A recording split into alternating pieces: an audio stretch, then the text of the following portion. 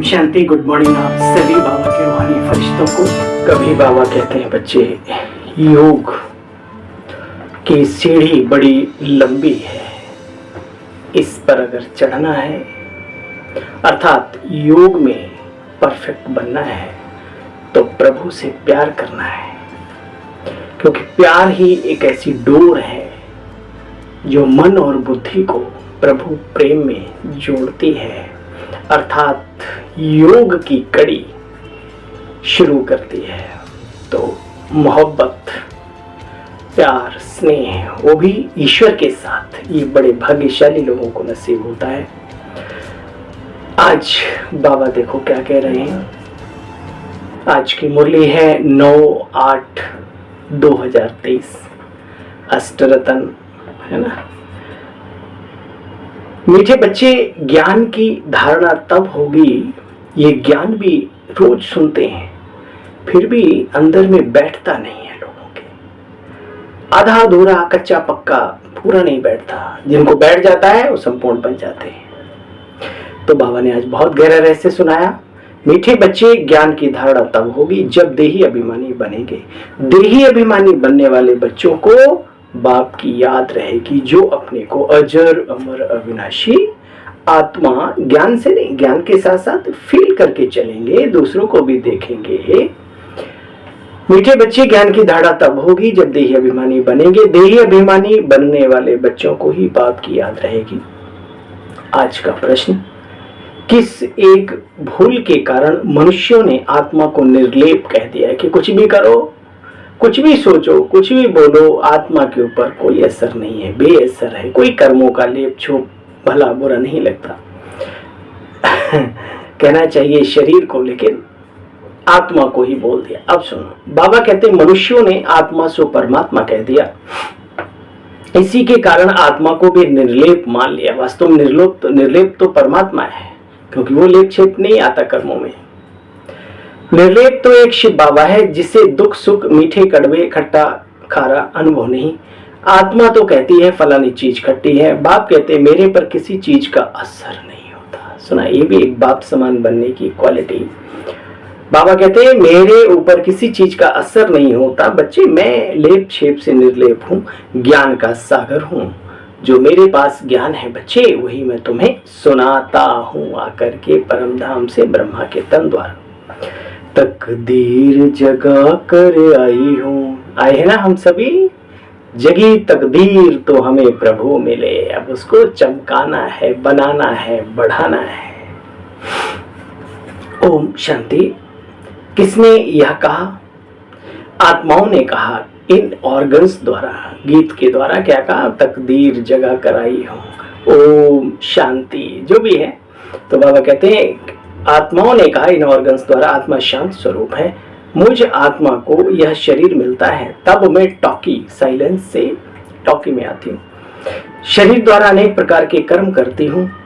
पहले पहले तो बच्चे ये निश्चय करना पड़े, देही अभिमानी बनना पड़े, अर्थात अपने को आत्मक नशा चढ़ाना पड़े। सब जगह मनुष्य को समझाते हैं, तुम बच्चे जानते हो। यहाँ निराकार बाप आकर के ये ज्ञान समझा रहे हैं। बाप कहते हैं मुझे कभी छोटा बड़ा नहीं बनना, मैं तो बिंदु स्वरूप हूँ। तुम बच्चे छोटे बड़े होते हो क्योंकि तुम शरीरधारी हो। मुझे तो कहते ही है परम पिता, परम आत्मा। मनुष्य पहले बालक, फिर बड़े बन जाते हैं, फिर बाप बनते हैं, फिर बालक बनते हैं। मैं तो हमेशा ही पिता रहता हूँ, मैं बालक नहीं बनता हूँ। मेरा तो एक ही नाम है बच्चे, शिव। तुम्हारे नाम 84 जन्मों के साथ अलग अलग पढ़ते हैं। मैं तो बिंदु रूप हूँ। सिर्फ पूजा के लिए भक्ति मार्ग वालों ने बड़ा रूप कई जगह बना दिया है बच्चे। जैसे कोई का चित्र बहुत बड़ा बना देते हैं। बुद्ध, महात्मा बुद्ध आदि का भी बहुत बड़े बड़े चित्र बनाते हैं। इतना लंबा की बात मत पूछो, अब इतने लंबे तो होते नहीं। तो यह सम्मान देने की बात है। बड़ा चित्र बनाना माना सम्मान देना। तो यह मान देते हैं, समझते बहुत बड़े थे। बाप तो ऊंचे थे ऊंच है, बड़े थे बड़ा परमपिता परमात्मा।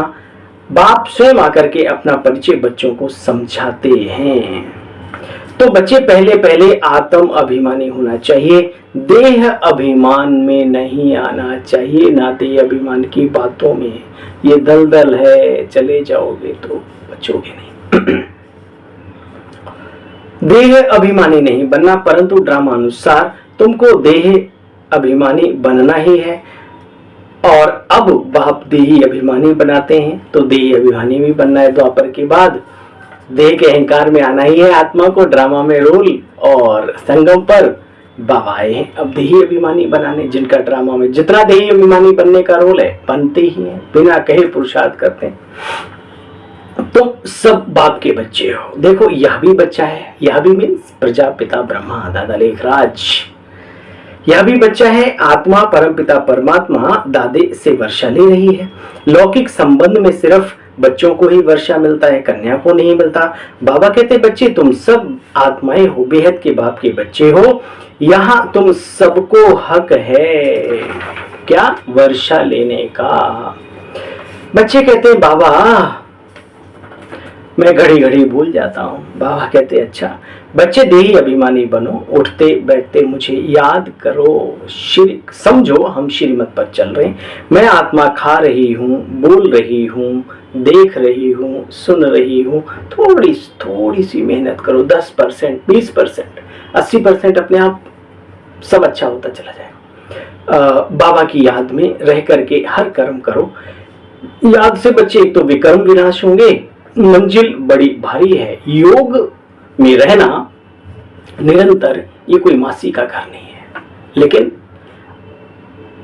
डिफिकल्ट हो सकता है, थोड़ा कठिन हो सकता है, लेकिन असंभव नहीं है। संभव होता तो बाबा ये योग सिखाते ही क्यों है, लेकिन इतना सहज भी नहीं है। ये दोनों ही बातें हैं ना, माया बहुत सारे योग में विघ्न डालती है। बाप समझाते हैं देह सहित बच्चे देह के सब धर्मों को भूल जाओ।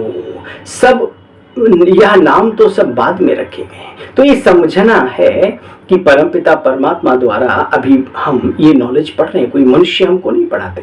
शिव बाबा तो खुद ज्ञान का सागर है। ये बहुत समझने की बातें। मम्मा भी कहेगी हमने जो सुना वो शिव बाबा से सुना, हम तुमको वही सुनाती हूँ। ये बहुत समझने की बातें। बरोबर हम बाबा के बने हैं, बरोबर हम भगवान के भी बने, ये दिल को स्वीकार है। हाँ, बाकी बातों में भी निश्चय कम नहीं होना चाहिए, लेकिन इस बात में तो बिल्कुल कम नहीं होना चाहिए कि हम भगवान की संतान हैं। देखो बच्चे बरोबर हम बाबा के हैं, वह हमें पढ़ाते हैं। बाबा से पढ़कर मुक्ति जीवन मुक्ति पाते हैं। जीवन मुक्ति माना शरीर में तो आना है, परंतु आनंद सुख बैकुंठ धाम में, सुख की दुनिया में। देखो बच्चे पुनर्जन्म लेते लेते अब धीरे धीरे आत्मा तमो प्रधान बन गई। बाप भी परम धाम से आते हैं संगम पर। बाप कहते मैं आकर के प्रजापिता ब्रह्मा द्वारा ब्राह्मण धर्म की रचना रचता हूँ, फिर सूर्यवंशी चंद्रवंशी बनते हैं। 2 युग में कोई और धर्म स्थापन करने वाला नहीं आता। 1-2 के पीछे फिर बाद में नंबरवार आते हैं। द्वापर युग से धर्म बनते हैं, ना कि सतयुग त्रेता में नहीं। शुरू का आधे में अधघर आधे में सब घर, है ना, ये कहावत है। देखो बच्चे 2 युगों में कोई धर्म स्थापन करने वाला नहीं आता।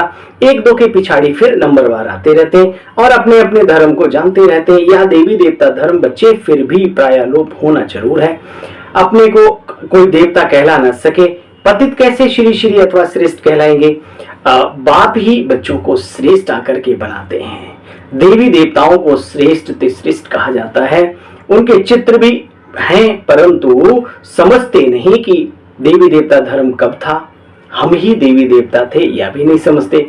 और श्री श्री श्री श्री शिव बाबा ने कैसे श्री श्री श्रेष्ठ ते श्रेष्ठ बनाए, ये भी नहीं समझते। बाबा कहते मीठे बच्चे अपने को आत्मा समझो और मीठे शिव बाबा प्यारे बाबा को याद करो। ये बात दिल में छप जानी चाहिए, है ना।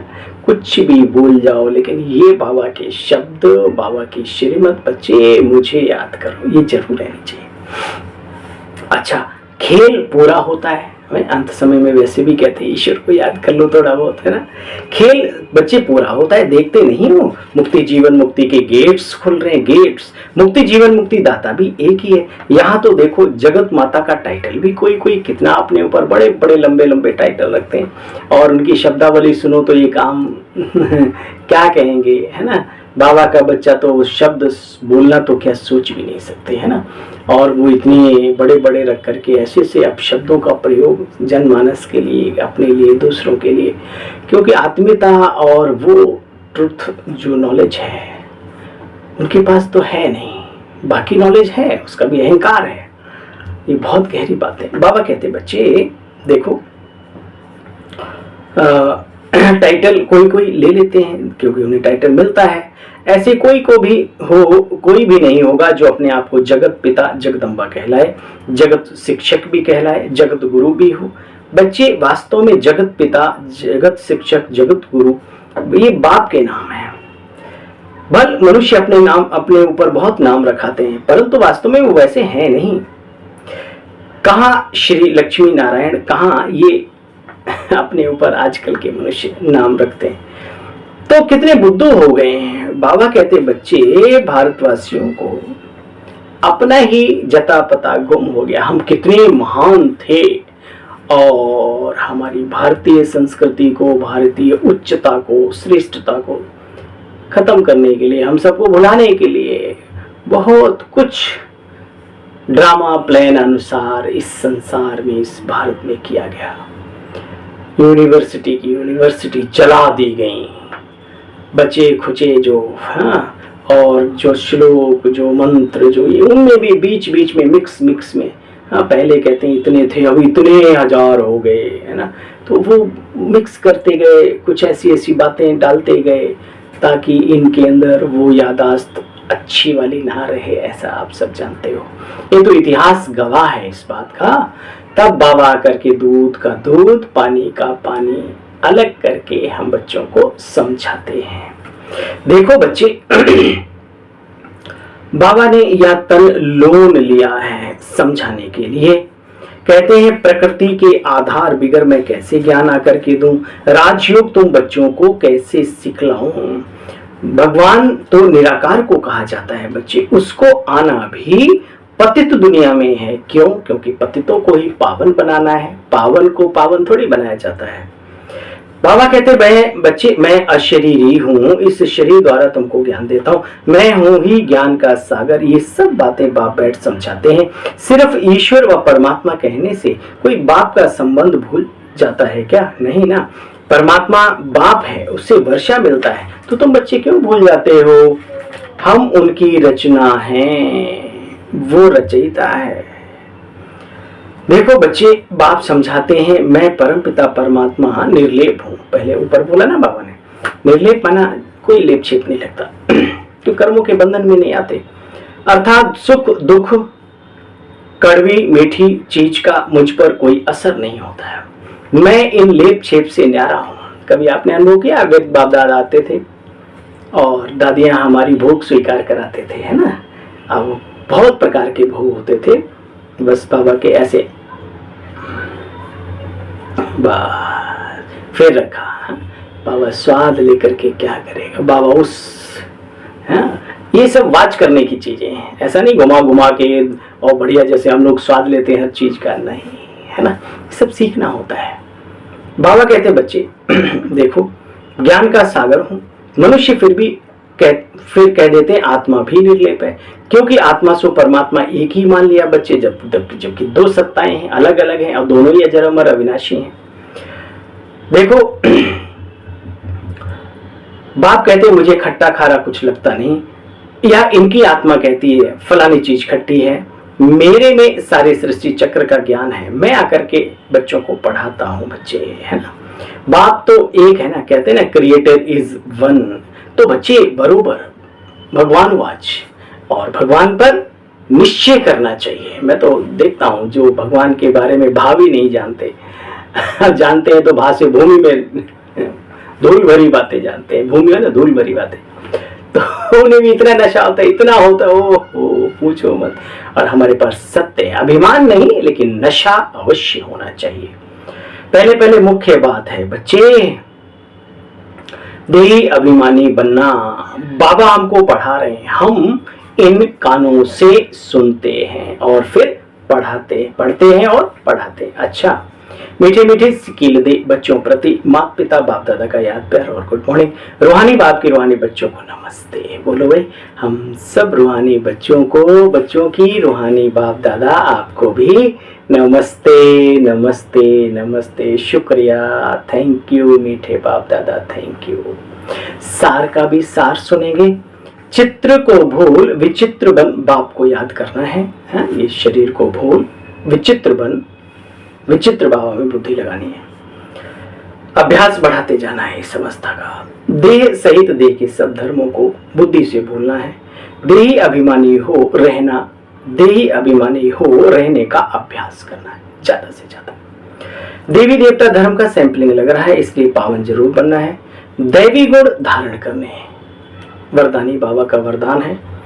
अलौकिक जीवन की स्मृति द्वारा वृत्ति, स्मृति और दृष्टि, अलौकिक जीवन की स्मृति द्वारा वृत्ति, स्मृति और दृष्टि का परिवर्तन करने वाले मर जीवा भव। ब्राह्मण जीवन को अलौकिक जीवन कहते हैं बच्चे। अलौकिक जीवन का अर्थ है इस लोक जैसे नहीं। अलौकिक जीवन का अर्थ है हम आम दुनिया जैसे नहीं, हटके। दृष्टि, स्मृति और वृत्ति सब में बच्चे परिवर्तन हो। आत्मा सदा भाई भाई की वृत्ति व भाई बहन की वृत्ति अंदर में बनी रहे। हम सब आपस में एक परिवार के हैं, यह वृत्ति रहे। और दृष्टि से भी आत्मा को ही देखो बच्चे, शरीर को नहीं देखो, तब कहेंगे मर जीवा। ऐसी श्रेष्ठ जीवन मिल गई तो पुरानी जीवन याद नहीं आ सकती, है ना। आज का स्लोगन भी वरदान से मिलता हुआ सुनो। स्लोगन, सदा शुद्ध फीलिंग में रहो। तो अशुद्ध फीलिंग का फ्लो पास भी नहीं आ सकता। जैसी स्मृति वैसी स्थिति बनी रहेगी। अच्छा, ओम शांति। आप सभी बहन भाइयों को अपने इस भाई की ओर से पुनः गुड मॉर्निंग, ओम शांति। शुक्रिया मीठे बाबा, शुक्रिया मीठे मीठे बाबा के बच्चों, शुक्रिया।